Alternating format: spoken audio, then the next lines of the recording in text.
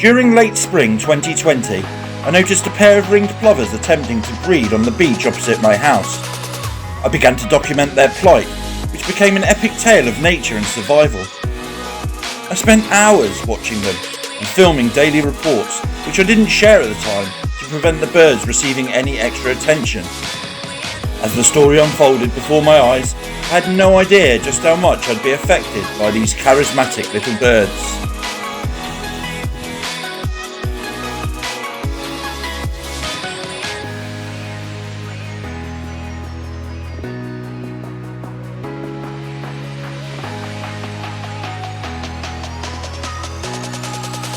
So this story begins after the birds had already nested and laid eggs once, an attempt that was sadly scuppered by the rising spring tides which washed out their nests.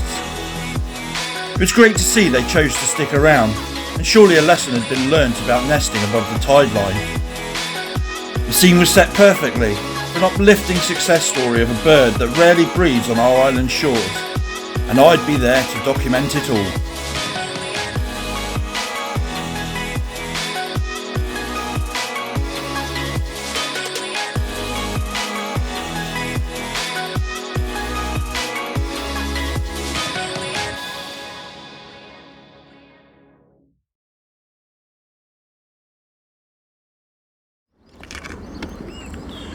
Morning guys, Chris Bale aka Guernsey Bird Nerd. Don't want to talk too loud because people will still be asleep. Just watched the sunrise over the beach opposite my house, and I was here well, to film that, but also specifically to look along the beach to see if the pair of ringed plovers were still in the area, and I'm really pleased to report that they are. I've seen them attempting to mate this morning, I believe, although I'm looking into the sunlight. That's definitely what I saw. They're lurking about at the top end of the beach where the oyster catcher nest is, and for all intents and purposes it looks like they're looking for another site that won't be destroyed. So that is all great news. Of course it's speculative, you're watching animals, you don't know exactly what they're doing or what's going through their mind, but I've been sat here for a good hour, and that certainly looks like what's going on to me. The good news is, and the most obvious thing is, they're here, they're still a pair, and yeah, I'm hopeful. They're looking above the tide mark where the oyster catcher's nesting, so perhaps they've learned a valuable lesson in life, and how to bring about new life. So yeah, what a great start to a beautiful day here in sunny Guernsey.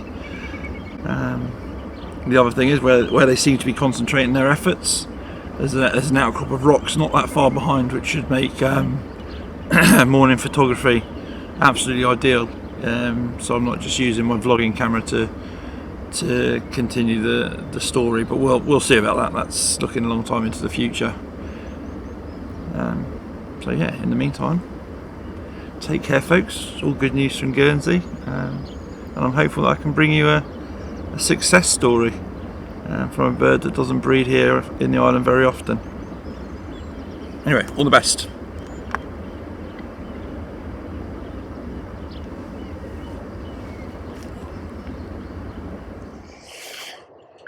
Morning guys, Chris Bale aka Guernsey Bird Nerd. It's the first day I've been out with my heavy gear for the ringed plovers and the oyster catchers actually that are nesting at the top of the beach. And I was out before sunrise to get down here by cover of semi-darkness, and I did quite well. And I switched my camera on and I'd left my memory cards on my desk. So ever the professional. Luckily I'm only set off about 300 yards from my house, I suppose. So I made the trek and the climb back, so I had to climb up the rocks at the far end of the beach, so not to disturb the birds that I'm hoping to photograph. What a beautiful morning here in sunny Guernsey. It's still, it's quiet aside from the oyster catchers and the whimbrel.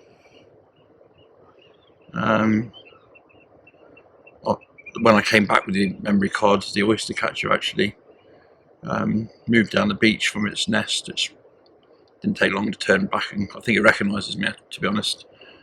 Didn't take long for it to turn around and come back, but actually at the vantage point that I'm at now, set up behind these rocks, it's just over the lip of a pile of stones where it's actually sat on the nest.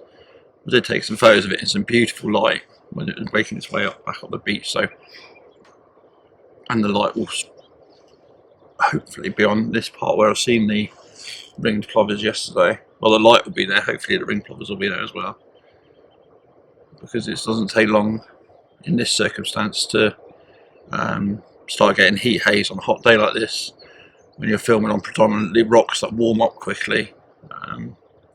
Heat haze is a problem very quickly in the morning, so hopefully everything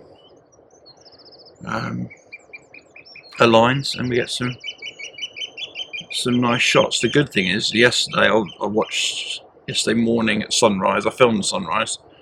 Hopefully you've just seen that. And then there's a marsh harrier right over my house. Sorry, distracted. Yeah, so I filmed the sunrise yesterday, and I was watching the ringed plovers to make sure they were still here. And the brilliant bit was that they were around the top end of the beach, right high up in the dry shingle that never gets touched by the tide, where the oyster catchers are nesting. And they were trying out different nest sites, like wiggling their bums down between stones and stuff like that. And I saw them in the act of mating, copulating, at least twice. I was looking into the sun, but the second time I wasn't, and there was definitely mating going on. So yeah, I'm hopeful.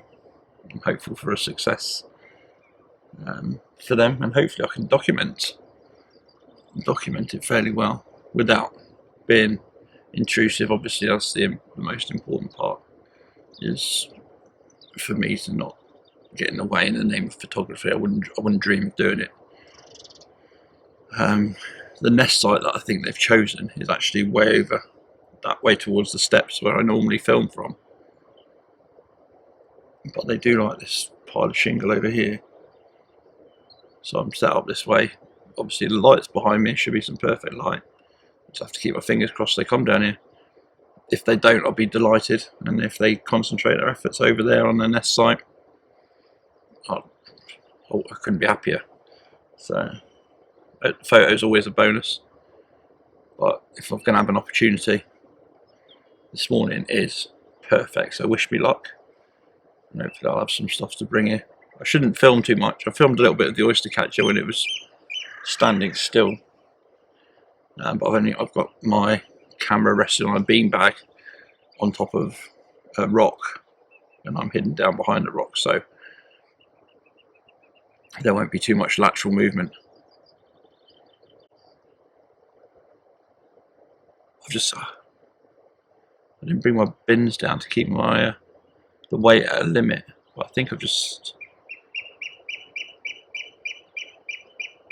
seen one fly from where I was saying they were nest, or looked like they were potential nest site. I've just seen one just fly off the nest, I think, or that area, to chase off some sparrows that are obviously bothering it, like they were doing the other morning, chasing sparrows and starlings away. So that's definitely a good sign. Yeah, there it is, scrambling back up the stones. Okay, so I'm miles away from where they are, and I wouldn't mind if it stays that way, because that is exactly where I saw them potentially nesting yesterday. If they stay up there, then I'll just enjoy some sunshine on my legs. Anyway, like I say, wish me luck. They might come foraging this way. I do really hope they stay up that end in lots of ways. Brilliant. Right, I'll get on with the waiting game, because that's all this is now. I'm in the perfect position. Like you can see, the sun's behind me. There's not a breath of wind, so I can record this because I still haven't got a microphone. And just watch Guernsey come to life. One of the most beautiful settings. Yeah, living the dream. Hi there, Chris Bale, aka Guernsey Bird Nerd. Got a little update for you. Got some good news, some bad news. It's about the ringed plovers and their nesting ongoing saga. So I've been going over sort of 3 times a day, really, just to check on them, try and get a little bit of footage from a distance, so I can share that with you guys also. But I also was aware that the tides were creeping up. So yesterday morning the tide was about 9.1 meters, and the birds were fine, but it was quite close to the nest, the tide, like that, as it was lapping up, and I was a little bit concerned.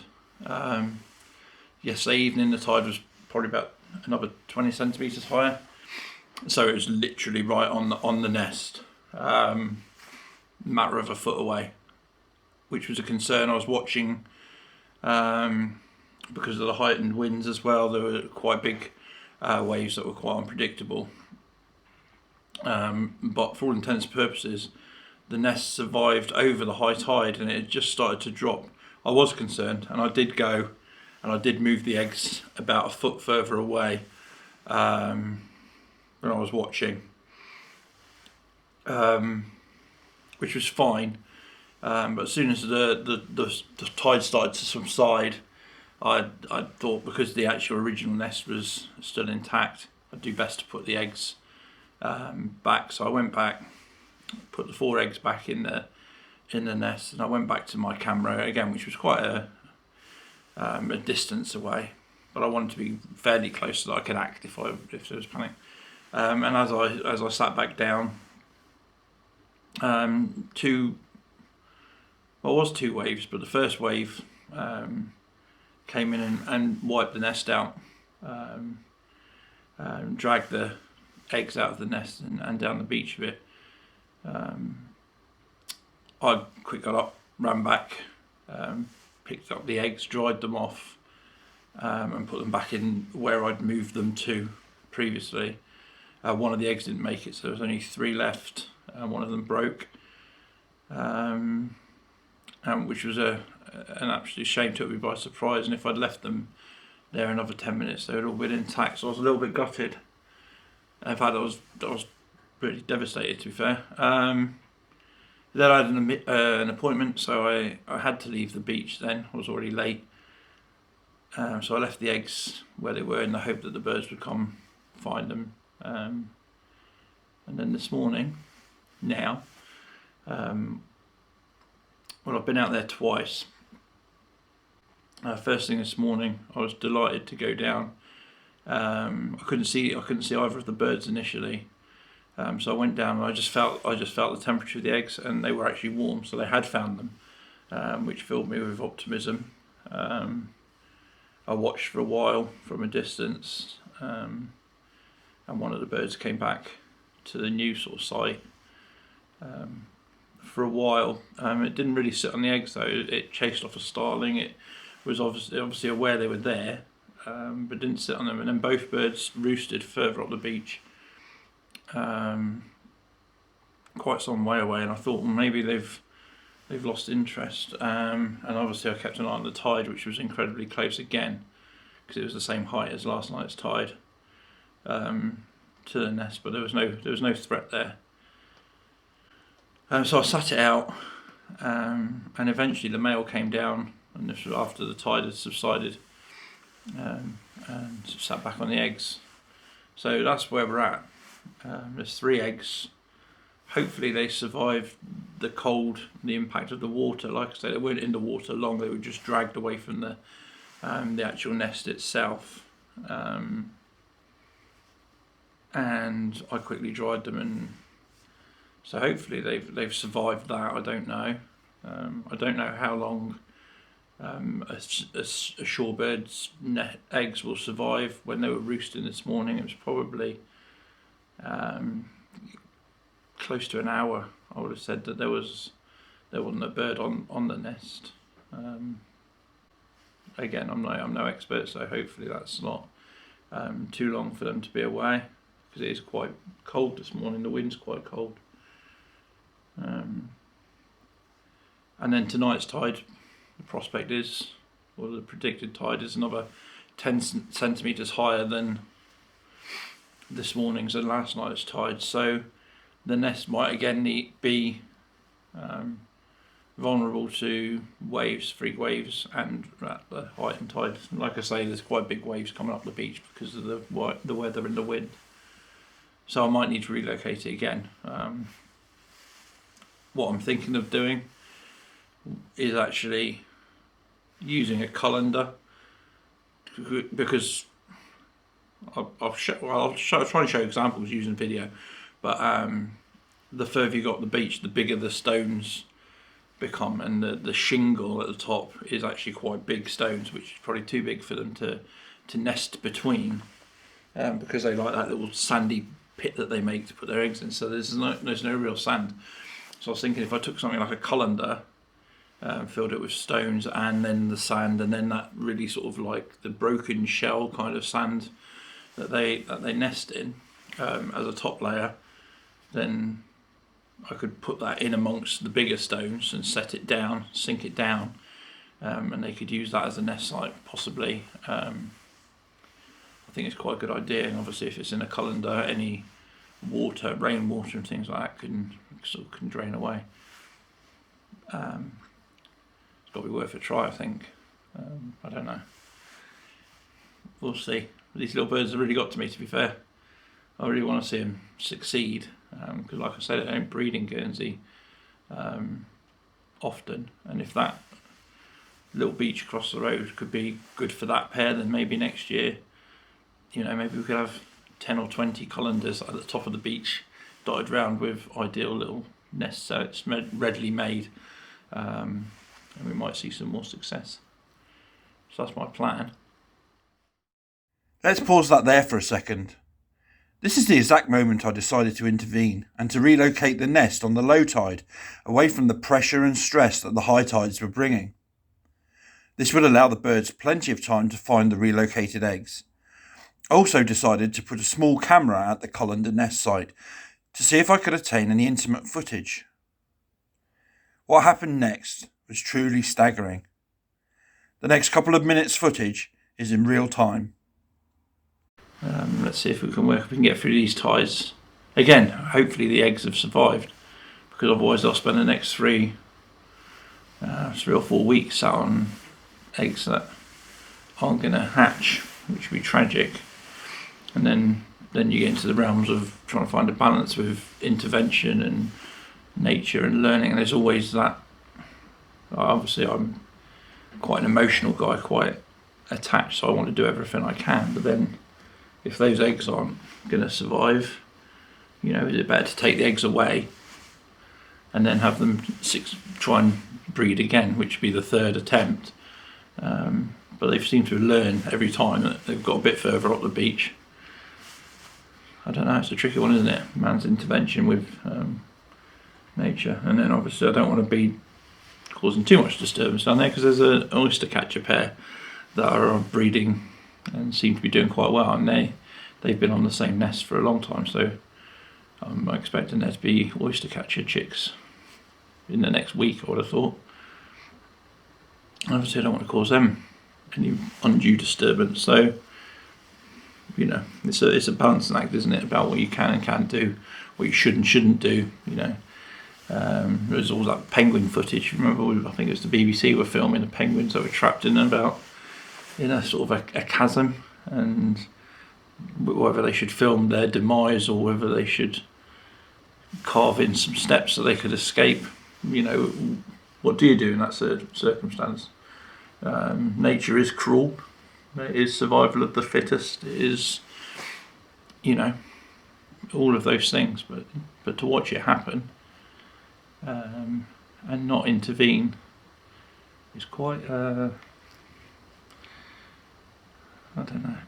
don't know what the word would be, but it leaves you betwixt and between, to be honest, of whether you're doing the right thing, whether you're doing the wrong thing. Hopefully I'm doing the right thing, and what most people would try and do. There's obviously going to be people out there that say, no, you're wrong, you don't intervene, and that's that's that. But it's very hard to watch, and it would be nice to see successful ringed plovers nests in Guernsey. It's not an unideal place for such things, and like I say, the oyster catchers breed well. It'd be nice. It'd be a nice thing to see in the future. There's plenty of food down there. You'll see in all the footage that I showed, billions of flies, larvae, all of that. So there's no shortage of food for raising chicks and things. Anyway, I'm going on a bit, as I always do. So I love you and leave you for now, guys, and wish me and the ringed plovers luck. And if we can get through tonight's tide, I think tomorrow morning's tide, then it's plain sailing after that. I think it's about 3 to 4 weeks without any big spring tides. So the nest won't be under any threat. Like I say, the only real, like, fingers crossed kind of moment will be that the eggs haven't been damaged or left to the cold for too long, that they don't actually hatch. But that's kind of out of our hands, I guess.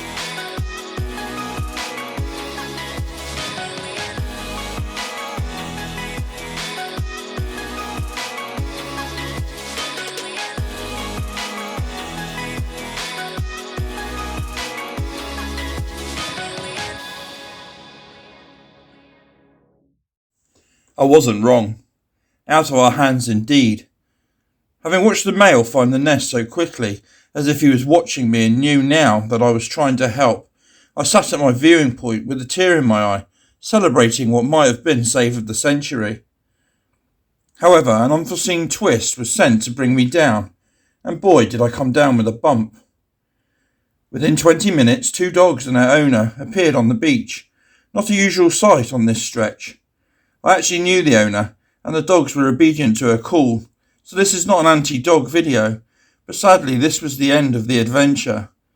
This would be the very last time I saw the plovers. It definitely wasn't the ending I envisaged. Surely they'd come back once it was quiet. I sat there until it got dark. No sign. In the morning, I checked. No sign. The bays either side? No sign. So that was that, an emotional roller coaster of a couple of weeks. This was not the story I hoped to tell, but alas, nature had made other plans.